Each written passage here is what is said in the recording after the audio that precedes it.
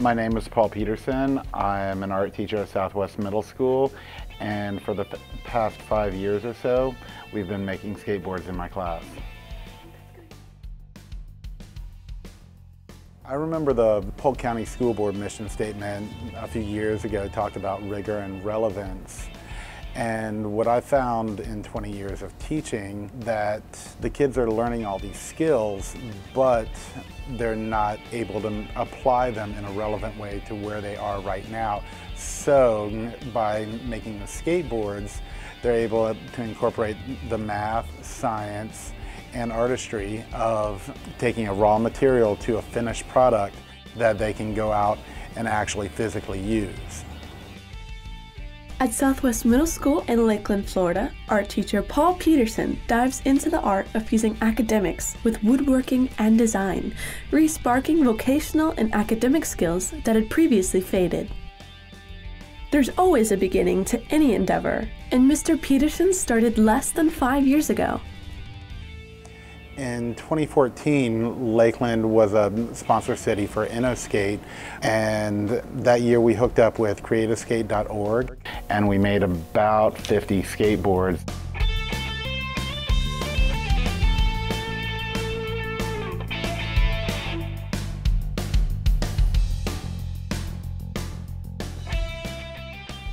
With the will and a way to do so, Peterson regularly involves his students in the physical process of making skateboards, making it a fun and educational experience for everyone. I work with the kids and we design what kind of skate they want to ride for the type of riding they want to do. And we get Baltic birch ply, which is a hardwood that's cut down to a 1/16 of an inch, and we layer 9 layers of them together in a 12-ton hydraulic press. All right, I need your help, guys, because you always, every time you glue something, you got to do sound effects, and since we're on film, ready? Oh! That takes a very thin, relatively flimsy piece of wood and allows us to put curves in it, and by layering so many layers together, it'll support the weight of a full-grown adult.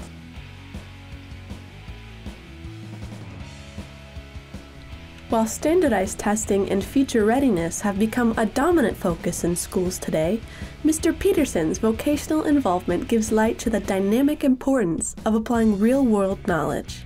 His methods raise the standards for student achievement and instills fundamental basics of history, math, science, and even economics.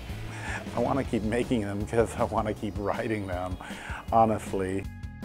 It's just a fun thing to do. It gets a lot of students really interested in my subject matter rather than just getting put in an art class that they may or may not be too interested in. At this age, a lot of my students are less concerned about the classics, the Greeks and the Renaissance, but you talk skateboards, hot rods, and graffiti, they're loving it and they're learning the same skills with perspective, color, shading, and so on. And once I get them hooked, then I can bring in a little bit more of the history of where all these skills came from.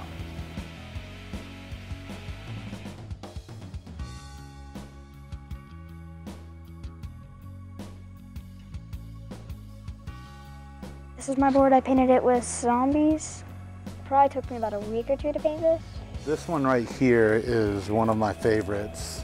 Her name is Taylor Haynes. She did this, I believe, her 6th grade going into her 7th grade year, so she is about 12 when she painted this skateboard. Once the kids finish designing, cutting, and painting their board into a final product, they finally get to experience what it's like writing something entirely of their own creation. We kind of have like a freedom to do kind of whatever we want on the boards. Of course, you're not painting on paper or drawing on paper. It's a little different, and if you know how, you can write it and kind of be proud of what you've done.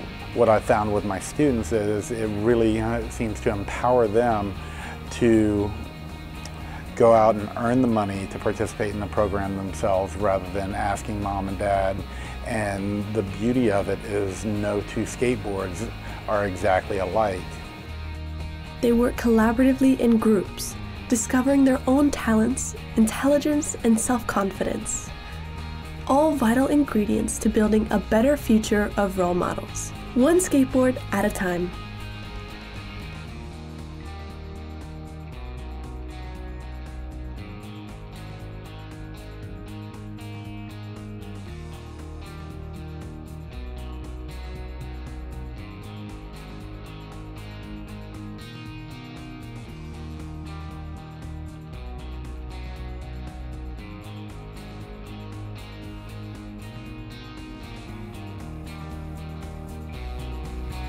CNN starts right now.